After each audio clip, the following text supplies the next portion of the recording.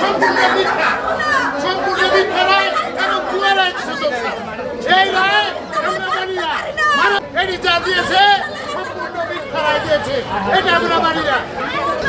চার্জশিটের সাথে আর হইতেছে মেডিকেল রিপোর্টের সাথে সংঘর্ষে মারামারির ভিতরে এতগুলা মানুষ ফাঁসির রায় হয় না।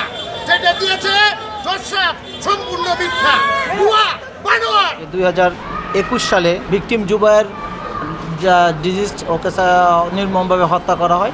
এই হত্যার পর তার মা মুক্তা বেগম বাদী হয়ে এই আজকে যে মামলাটি হয়েছে এই মামলাটি দায়ের করেছিলেন।